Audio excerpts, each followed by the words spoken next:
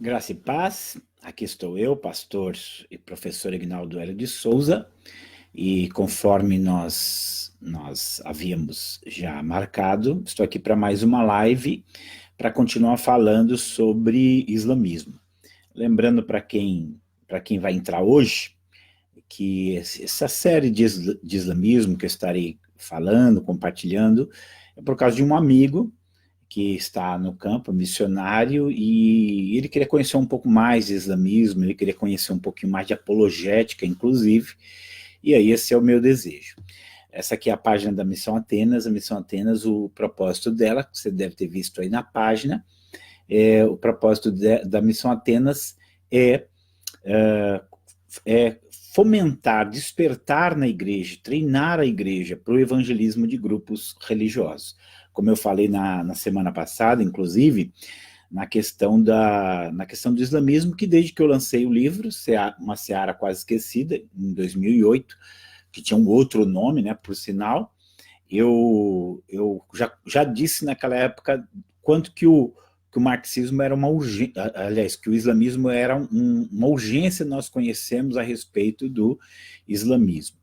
Então eu quero hoje, até a pedido desse mesmo amigo, falar um pouquinho sobre a origem, como é que a coisa começa. Eu dei algumas pinceladas na semana passada, e hoje eu vou continuar um pouquinho para a gente ver como é que começa o islamismo, como é que chega naquilo que chegou, né? O pessoal for entrando aí, vai dando oi, eu vou cumprimentando também, já tem alguém lá, já tem alguém nos acompanhando, né? E aí eu vou, conforme for dando oi, nós vamos caminhando, nós vamos falando a respeito disso, tá? Queria mandar um grande abraço, pro Wilson. O Wilson, ele é o meu consultor nessa área de islamismo, e eu dou glória a Deus pela vida dele. Ele é uma pessoa que dedicou boa parte da sua vida a estudar o islamismo, e ele tem, assim, feito um bom trabalho. Até vou dar um conselho: se você quiser uma pessoa para palestrar, para fazer seminários sobre o islamismo, procure o Wilson, né? Fale comigo, ele trabalha conosco, nosso parceiro na Missão Atenas. Vai ser uma oportunidade muito boa para você ter uma, uma dose forte do que é o islamismo. Então ele tem me ajudado muito aí. Um abraço para você, viu? E eu já quero começar aqui mandando um abraço para o meu amigo Diogo. O Diogo foi alguém que a gente se conheceu recentemente, foi muito bom. Diogo, um abração aí para você, um abração para sua esposa, um abração para os seus filhos. Muito feliz de ter você aqui conosco. Graça e paz aí, tá bom? Quando a gente vai falar sobre história do Islã, e aí nós temos que pensar o seguinte: você tem pelo menos três maneiras de olhar essa história. Você tem a história clássica, você tem a história crítica e você tem a história bíblica. Já vou explicar o que são essas coisas. Quando você fala de história clássica, é aquela história que o próprio Islã conta. Então, por exemplo, se você for falar com a igreja mórmon, eles vão ter a forma deles contarem a história, né? Então, aquela história clássica, o Joseph Smith vai falar que ele foi na floresta orar, que ele teve uma visão de Jesus, mais ou menos é o que ele vai fazer. Agora, se essa é a história verdadeira, aí é diferente. A mesma coisa o islamismo. Se você for conversar com o muçulmano, ele vai dizer que Deus deu visões para Maomé e chamou ele para ser um profeta, e ele ia ser o selo dos profetas, daí por diante, porque é a visão dele mesmo, né? A visão do islamismo. Mas nem sempre a história clássica é a história verdadeira. Então você entra com uma história crítica, que aí você vai analisar certos pontos, às vezes não é que você vai duvidar da história, mas você vai entrar em certos pontos da história e vai destacar aqueles pontos diferentes da história. Então essa é a história crítica. E por último você tem a história bíblica, que é quando você vai analisar toda essa história clássica à luz da Bíblia, ou mesmo a história crítica à luz da Bíblia. Então aí a coisa é um pouquinho diferente. Então acho que seria muito interessante se a gente pudesse começar com essa história clássica, né? O que o Maomé conta? O Maomé conta, o Maomé era um árabe, né? E a Arábia, vamos lembrar de uma coisa, a Arábia ali é uma península. O que é uma península? Uma península é um pedaço de terra que avança para o mar. E boa parte dessa península ela era habitada pelos chamados ismaelitas, ou os chamados agarenos. Por que ismaelitas ou agarenos? Ismaelitas ou agarenos porque eles eram descendentes de Ismael, que era filho de Abraão com Agar, ou também descendentes, agarenos, porque eram descendentes de Agar. Então, ismaelitas ou agarenos era o nome comum de se usar. Quando você lê a história bíblica, você vê que Abraão, ele despede o Ismael, depois do nascimento de Isaac, mas que há uma promessa de que o Ismael seria pai de 12 príncipes, que também iam crescer. Então há muitas promessas também de Deus ali, porque ele também era descendência de Abraão. E aí uma coisa que chama a atenção, o islamismo, junto com o judaísmo e com o cristianismo, eles são chamados de religiões abraâmicas. Por que religiões abraâmicas? Porque essas religiões elas têm a sua origem em Abraão.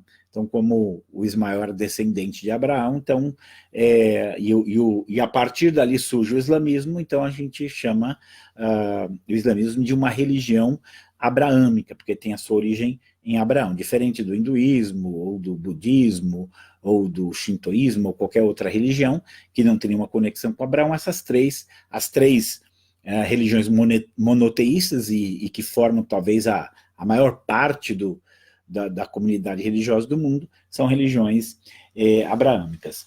E o Maomé, também conhecido como Muhammad, fazia parte de uma das tribos, que era a tribo de Quraysh, aí depende da forma de escrever, mas era uma das muitas tribos que você tinha ali na Península Arábica. E essas tribos normalmente viviam em guerra entre si, conflito entre si, e essa tribo a qual ele pertencia era a tribo responsável pela Kaaba. Vamos ver que a Kaaba, dentro do islamismo, é muito importante hoje, e mesmo antes do islamismo a Kaaba era importante, porque a Kaaba era um santuário onde havia uma pedra preta que era adorada, e esse santuário ali em Meca, né, cidade de Meca, ele recebia peregrinos de toda a Arábia, vinham para ali prestar homenagem. Era um lugar onde você tinha ali 360 deuses sendo adorados. E o pai do Maomé morre quando ele nasce, a mãe morre quando ele tem 6 anos, o avô vai cuidar dele ainda durante 2 anos, e depois uma pessoa muito importante na vida dele foi o tio dele, Abu Talib, que vai cuidar dele até a idade adulta, né? Então o Maomé vai ser cuidado pelo seu tio, né, durante um bom tempo. Mais tarde ele vai casar com uma viúva, que também vai ter um papel muito importante na vida dele. Essa viúva chama-se Khadija, era 15 anos mais velha do que ele, e vai ser graças a Khadija que o Maomé vai ter uma vida confortável, né? Ele vai ser ali um líder de caravana, ele tem recursos financeiros, e essa vida confortável acaba permitindo a ele uma dedicação religiosa. Ele parece que desde o começo ele era uma pessoa muito religiosa, ele tinha costume de ir lá para as cavernas, ficar meditando, ficar orando, e a gente não pode esquecer que esse contexto que o Maomé vive é um contexto bastante influenciado pelo cristianismo e pelo judaísmo também. Inclusive a cidade de Medina, para onde ele vai fugir, chamava-se Yatrib, era uma cidade fundada por judeus. Então, assim, a influência judaica, a influência cristã era forte lá, mas tem alguns detalhes que nós precisamos ver. Essa esposa do Maomé vai falecer, depois de 25 anos que eles vivem juntos, e até a morte dela, o Maomé só teve ela de esposa, não teve outra. Muitos ao redor dele ali era costume ter mais de uma esposa, mas ele só tinha essa esposa. Quando ela faleceu, e aí ele já está dentro de todo o movimento, né, islâmico ali, já divulgando o islamismo, quando essa esposa dele morre, aí ele começa a pegar outras mulheres. Ele chega a ter 11 mulheres. Entre essas 11, ele vai ter uma de 9 anos, casa com uma de 9 anos, que também vai ser uma das esposas preferidas dele. Eu quero já mandar um abraço aqui, está entrando aqui, a Lívia e Michael, né? Então um abraço aí para vocês, Deus abençoe vocês. Então o Maomé vai nascer, o Maomé vai se desenvolver nesse contexto. Agora, preciso a gente entender assim, um pouco a situação da Arábia ali, religiosamente falando. Porque embora houvesse cristianismo na Arábia, o cristianismo era um cristianismo mais gnóstico. Não dá para a gente explicar muito aqui o gnosticismo, mas você tinha um cristianismo que não era o cristianismo bíblico.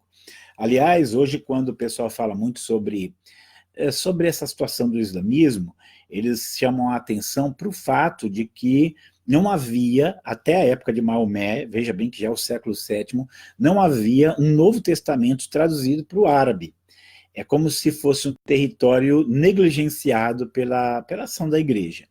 E o fato é que você tinha ali inúmeros evangelhos, entre aspas, que eram evangelhos gnósticos, e que apresentavam um falso Jesus, apresentavam um falso cristianismo.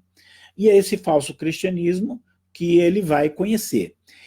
Até assim, a gente percebe, por exemplo, essa negação da divindade de Cristo, essa negação dele ser o Filho de Deus, o destaque que o Alcorão dá para Maria é um resultado desses evangelhos gnósticos, que esses evangelhos gnósticos eles acabavam focando em coisas banais, supérfluas, e acabam fazendo um destaque muito grande assim, para Maria.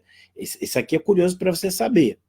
O Alcorão, ele fala mais de Maria do que os próprios evangelhos. Acaba ganhando um destaque muito grande.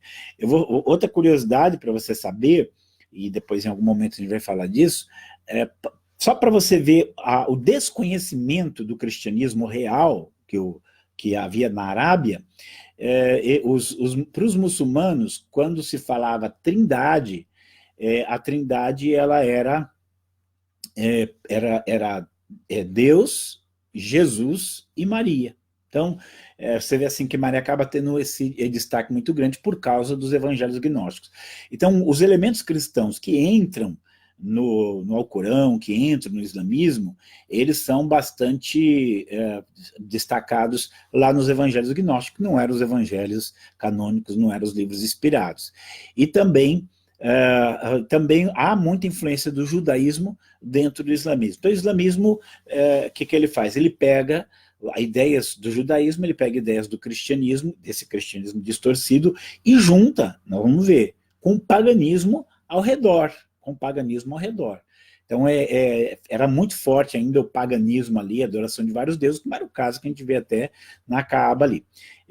O Maico está dizendo aqui que ele foi meu aluno na Saber e Fé. Então, Maico, muito feliz de ter você como aluno, Deus abençoe você também, obrigado aí por estar junto com a gente. E está aqui também a Patrícia Oliveira, que mandou aqui uma saudação também. Deus abençoe você, Patrícia, Deus abençoe sua vida. Então você tem todo dentro desse contexto, o que vai acontecer quando o Maomé está mais ou menos com 40 anos de idade, o ano era 610 depois de Cristo, então preste atenção nisso, porque quando o islamismo surge, o cristianismo já tem mais de 5 séculos de existência. E o que vai acontecer? Com 40 anos, ele diz, o Maomé, que ele começa a ter visões, tem visões e sonhos, e que, segundo ele, o anjo Gabriel vinha e começava a trazer revelações para ele. Ele disse que era o anjo Gabriel, mas tem muitos detalhes. Esses detalhes que eu vou falar não são fofocas ou não são cristãos querendo denegrir a imagem do Islã. O Eduardo, professor de hebraico, Eduardo Stocheira aí, um abração, Eduardo, Deus abençoe, professor, Deus abençoe sua vida. Então assim, isso que eu vou falar não é fofoca, muito disso está nos hadiths. Os hadiths, eles são narrativas sobre a vida de Maomé, que tem, para os sunitas, o mesmo valor do Alcorão. Então, são histórias bem valiosas, inclusive histórias que acabam determinando muita coisa no comportamento islâmico, porque eles buscam imitar Maomé em tudo, e aí esses hadiths falam muito de algumas coisas que aconteceram na vida de Maomé, de muita coisa do comportamento deles, então eles acabam se baseando nisso, né? E aí um dos sonhos, dos primeiros sonhos que ele conta, ele fala que o anjo Gabriel ficou apertando ele, dizendo assim para ele, recita, recita. Ele falou, mas o que eu vou recitar, o que eu vou recitar? Então ele falou que ele disse isso porque estava com medo, e quando ele acorda suado, ele acorda tremendo, e ele não sabe o que foi que aconteceu. Então essa é a forma como ele começa a receber essas supostas revelações de Deus ali, né? Essa visão que ele tem. Agora um detalhe, e esse aqui acho que é um detalhe importante, sobre a Kaaba. Vou voltar aqui já nas revelações de Maomé. A Kaaba, gente, era um centro de adoração, e lá tinha 360 deuses, 360 deuses, um para cada dia do ano, levando em conta o calendário lunar. E na verdade o que o Maomé faz é ele rejeitar os outros 359 e ficar com um deles, um dos deuses da Kaaba, que era o Alá. Essa é a verdade. Mas ele começa a ter esses sonhos e essas visões, e isso aqui é fato também, preste atenção.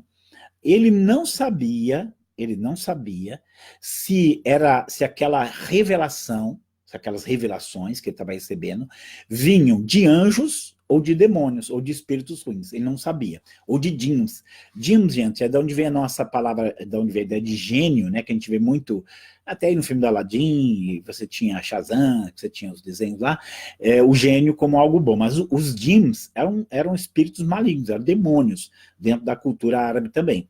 E você veja assim, que o Maomé não sabia, olha que profeta, ele não sabia se aquelas visões que ele estava recebendo, se aquele ser que estava vindo era um djinn, um demônio, e aquelas coisas eram manifestações demoníacas, ou se vinham de Deus.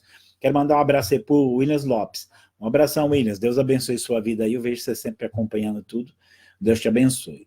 E aí ele vai tendo essas visões, e conta-se que muitas vezes, quando ele tinha essas visões, ele entrava com uma espécie de convulsão epilética, e começava a babar, e começava a pronunciar aquelas coisas ali, e nisso alguém vinha e anotava as coisas que ele ia falando ali em árabe, né? É assim que foi sendo transmitindo o Alcorão. Agora, tem um episódio que é muito estranho, vou falar aqui, e também faz parte dos hadiths, é muito estranho. Ele chega para a esposa dele, né, a Khadija, e fala, eu não sei o que é isso, eu não sei qual a razão, se é de Deus, se não é, se é um espírito maligno, se é um anjo, o que estão me passando aqui?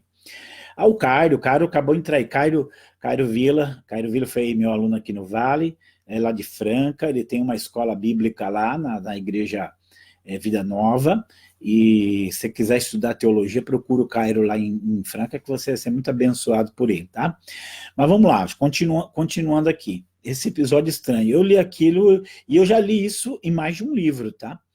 Que nessa ocasião, que ele está na dúvida, ele tem dúvida se aquela visão que ele está tendo é de Deus ou não.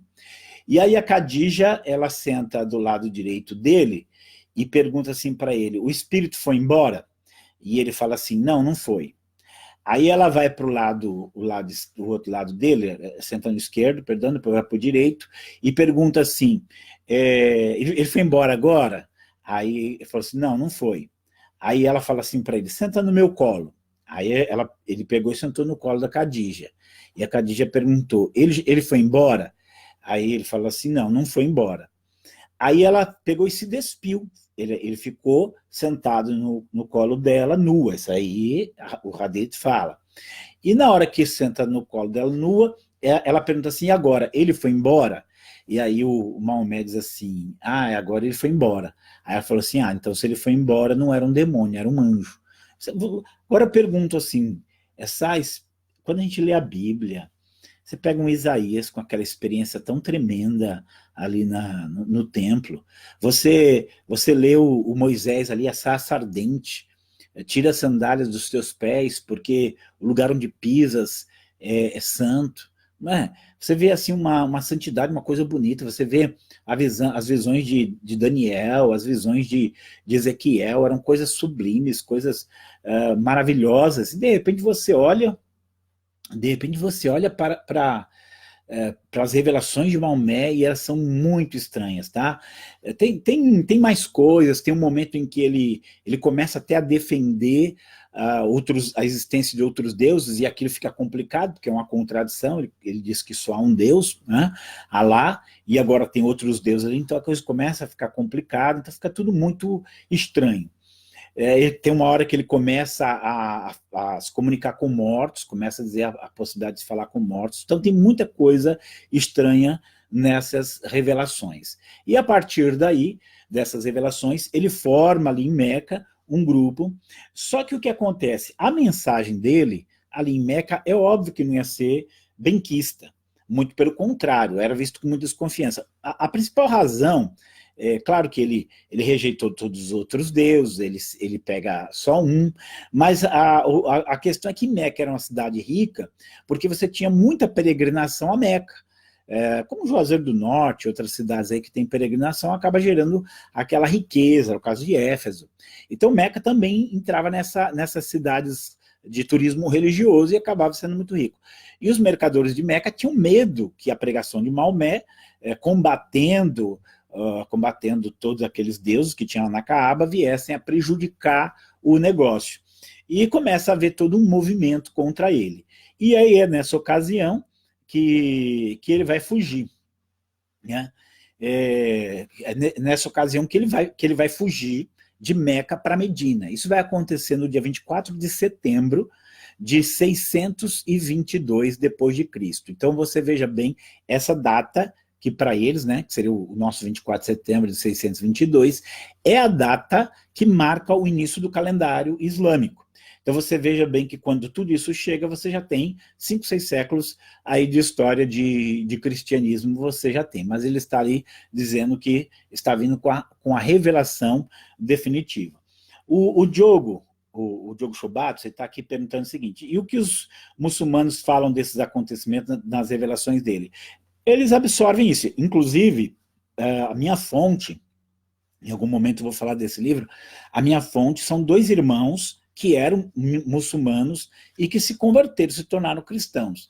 Então eles vão contar essa história. Quando você é muçulmano, você acaba engolindo tudo isso, racionalizando, justificando, estranhando, mas passa por cima. Mas quando você se converte, você começa a enxergar que essa forma como as revelações eram dadas eram de fato muito estranhas. Então eu acho que é isso que você queria saber, né, Diogo? Mas continuando aqui, então, quando ele foge de Meca para Medina, isso vai ser muito significativo, porque lá em Medina já tinha pessoas que tinham até ido de Medina para Meca, atrás dele, para aderir ao movimento. E quando ele volta agora para Medina, ele já volta com um exército, ao lado dele, conquista Medina, aliás, conquista Meca, ele está conquistando o coração da Arábia, e a partir dali, através das expedições guerreiras, através da jihad, na jihad a pessoa já tinha a salvação ali garantida. Nós vamos falar mais disso, mas só para você saber, o muçulmano ele não tem certeza de salvação. Só há uma ocasião que no islamismo ele tem certeza de salvação, que é quando ele morre, né, no caso, quando ele morre na jihad, e ele tem a certeza de salvação, tá? Tem mais gente aqui, o Carlos de Souza está aqui, mandando abraço para você, e o Diogo está agradecendo. Deus abençoe aí, Diogo. Agora, o que eu quero... porque a partir daqui, só para você entender, o Maomé, ele morre em 632, então é um período de 10 anos em que ele vai unificar a Península Arábica, né, vai unificar ali aquelas tribos, vai exercer um domínio político sobre elas. Então o islamismo ele já nasce um Estado, ele já nasce uma religião estatal, e já ali, a partir dali, ele já tem uma base a partir da qual ele começa a dominar depois ao redor, né, aqueles que vão ser os continuadores do islamismo começam a dominar ali ao redor. O que eu queria aqui, para a gente fazer uma análise dessa história à luz da Bíblia, né? Então, alguns pontos para a gente pensar. E eu acho muito interessante, o Maomé, ele conta essa história dessas revelações. Nós podemos dizer que existem duas possibilidades. Primeira possibilidade de uma mera mentira, possibilidade de ele não viu nada, ele não recebeu nada, e era só um delírio dele e acabou aí. Mas existe uma segunda possibilidade, a possibilidade de que de fato ele recebeu revelações, que de fato ele teve visitações sobrenaturais e espirituais. Agora, não significa que essas visitações, que essas revelações, que essas manifestações espirituais que ele experimentou, tivessem sua fonte em Deus. Eu gosto de 1 Timóteo, capítulo 4, versículo 1, que diz assim que o Espírito expressamente diz que nos últimos dias apostatarão alguns da fé, dando ouvidos a doutrinas de demônios e espíritos enganadores. O que eu destaco aqui não é nem necessariamente a questão dos últimos dias, mas a questão de que existem doutrinas, ensinos, cuja origem é demoníaca. E aqui é uma outra referência, que você tem espíritos que são enganadores. As pessoas, isso é algo que eu tenho que escrever urgente sobre esse assunto, porque as pessoas, elas acham que tudo que é sobrenatural é divino. Não, gente, existe o sobrenatural divino e o sobrenatural diabólico. É só você pensar, o Moisés, quando ele vai falar com o faraó, ele tinha o sobrenatural que Deus deu para ele fazer, que era a mão ficar leprosa, a vara se transformar numa cobra, ele tinha isso. Mas só que o que ele fazia, os magos do Egito faziam iguais. Fazia igual. Os magos repetiram o primeiro, o segundo, o terceiro. Quando chegou no quarto milagre, eles não conseguiram. Foi aí que eles se tocaram e eles falaram, não, essa é a mão de Deus. Ou seja, com que poder aqueles magos fizeram os mesmos milagres que Moisés? Se Moisés fez pelo poder de Deus, para que a vontade de Deus de libertar o povo se cumprisse, com qual poder os magos lá no Egito fizeram aquilo? Fizeram com o poder demoníaco. Então nós temos que ter em mente que existe a manifestação demoníaca. E aí é onde a gente pensar nessas doutrinas de demônios e espíritos enganadores. E aí eu falo assim que há um peso muito grande no coração. O Caio está me dando boa noite aqui. Boa noite, querido. Deus abençoe você. Fê, muito honrado com a sua audiência aí, tá? De vocês também. Vinícius Eduardo está aqui também. E o Claudionei Roberto Freitas Alves. Deus abençoe vocês também. Obrigado aí pela audiência aqui. Mas como eu estava falando, sabe qual é o peso no meu coração? É você pensar que esses espíritos enganadores, esses demônios que se manifestaram ali para Maomé, eles conseguem trazer aquelas revelações, se esse foi o caso, e essas revelações hoje são doutrinas de demônios, de espíritos enganadores, e que controlam a mente de mais de 1 bilhão de pessoas, de quase 2 bilhões de pessoas. É doloroso isso, gente, é doloroso. É um peso no nosso coração de pensar que seja qual for esses demônios, eles conseguiram passar através do Maomé o engano, e hoje você tem pessoas seguindo esses ensinos de demônios, e essas pessoas longe do Deus vivo e verdadeiro, longe do nosso Senhor e Salvador, Jesus Cristo. Então você tem aqui uma revelação demoníaca. Isso, preste atenção, é que é mais ou menos o espiritismo também é assim, só que o espiritismo não alcançou o êxito que o islamismo alcançou, né? Mas pense que isso é pior do que as pessoas ficarem endemoniadas, porque através desses ensinos falsos, através dessas doutrinas de demônios e espíritos enganadores, as pessoas, elas creem na mentira e se afastam do Deus vivo e verdadeiro. Então a ação demoníaca aqui é um negócio muito terrível. E aí, refletindo biblicamente na proposta de Maomé, porque Maomé insiste muito que o anjo Gabriel veio e trouxe a doutrina que ele ensina, né? E aí nós vamos para Gálatas, capítulo 1, versículo 8 e 9. Paulo diz assim, olha, Paulo é tão enfático, você veja bem o que é o homem que tinha revelação, né? Ele fala assim, ainda que nós mesmos, ou um anjo de Deus, pregue um outro evangelho, além daquele que nós temos pregado, que seja maldição. E quando eu olho para essa fala de Paulo, né, para essa palavra inspirada do apóstolo, eu fico pensando assim, que justamente o que ele falou é o que você tem na nossa época, porque você tem o Joseph Smith dizendo que foi o anjo Moroni que trouxe aquela revelação para ele, né? Você tem lá o Allan Kardec, que não se conforma com o evangelho, e ele vai falar com espíritos para tentar ter respostas daquilo.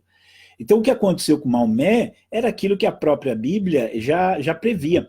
Você sabe que eu estive numa igreja mórmon, numa capela mórmon, e eu fui conversar com um ancião de lá.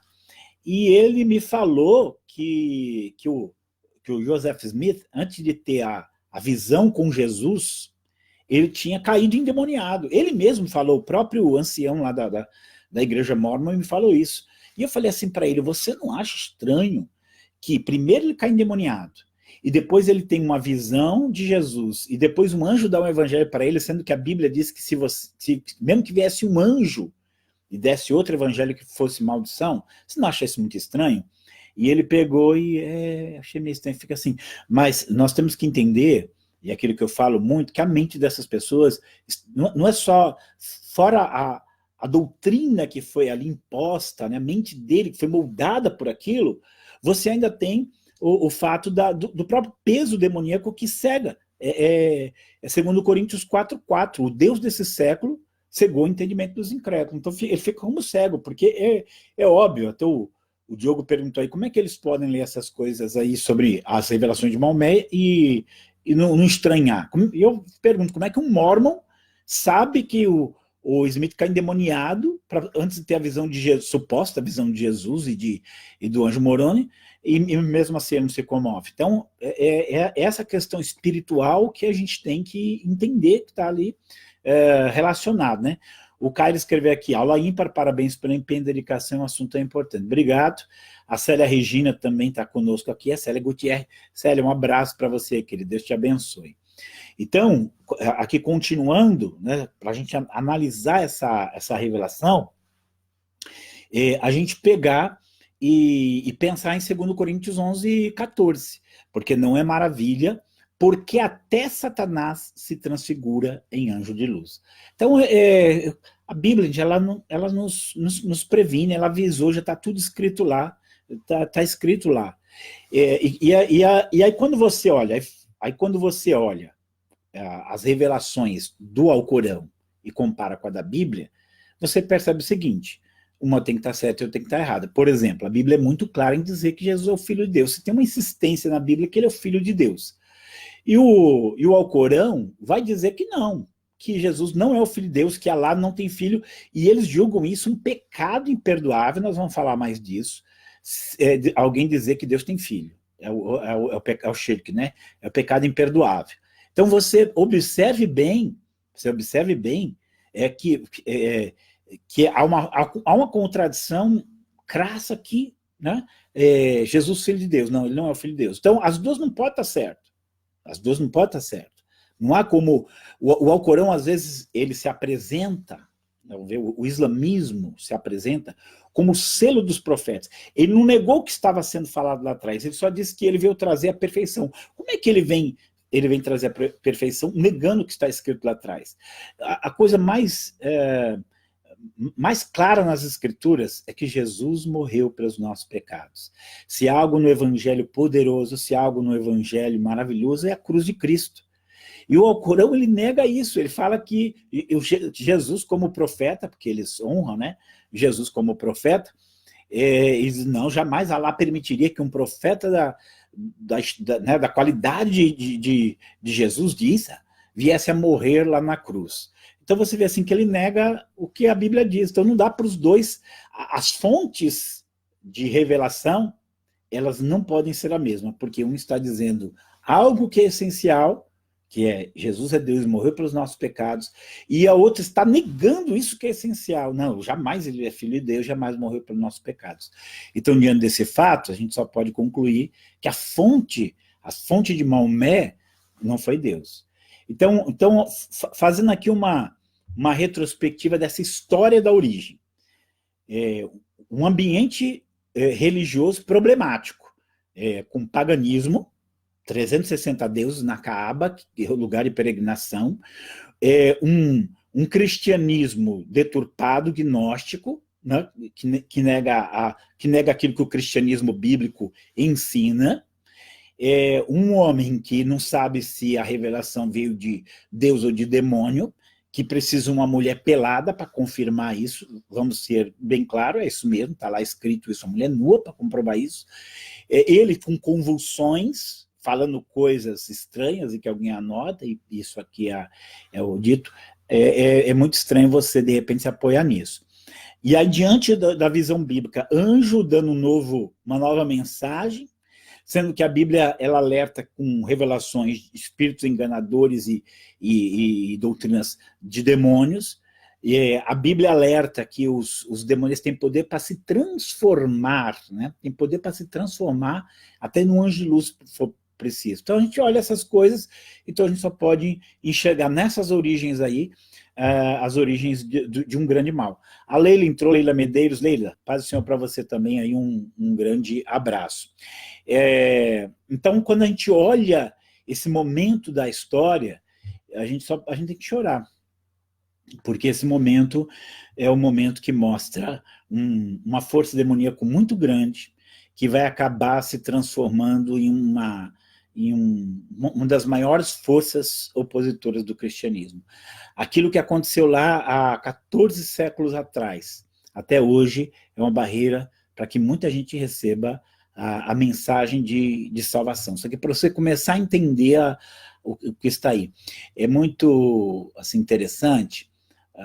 Li recentemente um livro sobre o islamismo, e ele dizia que quando Maomé surge, a igreja não deu muita atenção para ele.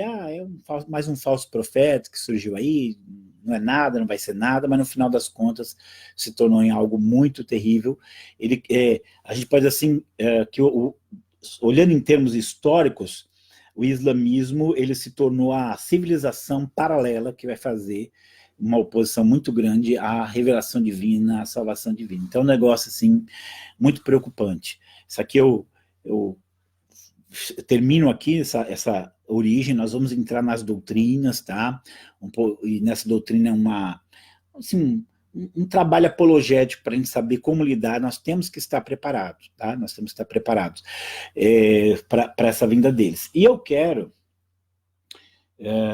aqui apresentar um livro. Eu vou sempre apresentar livros, tá? Às vezes 1, 2, mas esse aqui, Eu Era Cego e Agora Vejo, do irmão Matt, é um livro muito bom para você ler. Ele é pequeno, um livro pequeno. Já existem outras edições, se não me engano, no site da chamada.com.br, entra lá na loja, e já tem uma outra versão. E é um testemunho muito bonito.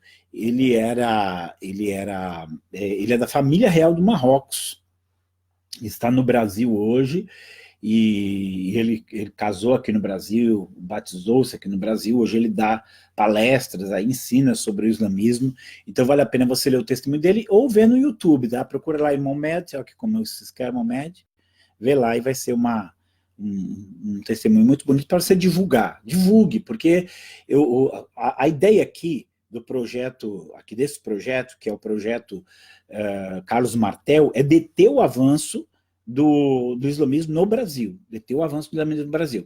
Se você quiser, você entra lá no YouTube, escreve lá Projeto Carlos Martel, pede para eu acrescentar você, que eu acrescento você lá, a gente vai sempre colocando algumas coisas a respeito disso, tá? Então vai ser um prazer ter você conosco. E eu só quero terminar essa nossa live aqui fazendo um convite para você.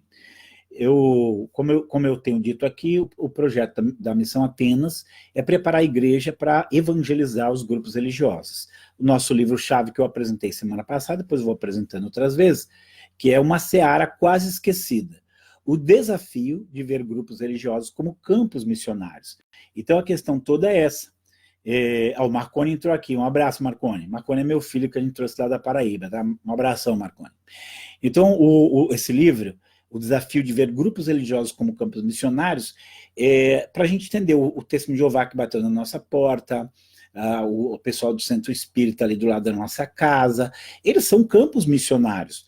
É que esse é um campo missionário que a gente, por inabilidade, não sabe nem por onde começar, às vezes por preconceito a gente não evangeliza e não fala para eles. E o nosso foco é esse. Então, nos dias 17 e 31 agora, desse mês de agosto, eu estarei dando um seminário sobre evangelização de grupos religiosos, abordando vários grupos ali diferentes, na Igreja Batista Canaã, que fica lá em São Caetano do Sul, na Rua Goiás 160. Então, se você consegue ir, né, se você mora perto, se mora em São Paulo, ou você sabe alguém que gosta desse assunto, então você já sabe.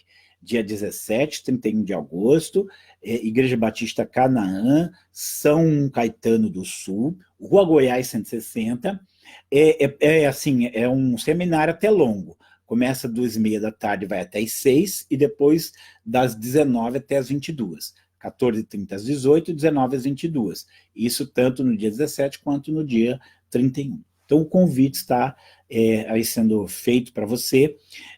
Vou fazer um convite para você entrar lá. Esse vídeo aqui vai para o meu canal Missão Atenas. Se você também não curtiu ainda lá meu canal, não se inscreveu, se inscreva no meu canal. Esses vídeos vão para lá, se depois você pode ir aí divulgando à vontade. E também o meu site, missãoatenas.com.br, você tem bastante material ali, não só sobre apologética, sobre outros também. Quero agradecer a vocês todos, tá? Esses nomes que eu falei, eu acho que eu não esqueci de ninguém. Muito obrigado, e se Deus permitir, nós vamos continuar falando a respeito do islamismo, entrando um pouquinho nas doutrinas, entrando um pouquinho nas práticas, entrando um pouquinho na história, entrando um pouquinho de como lidar com tudo isso, tá? Deus abençoe você e até o nossa próxima live.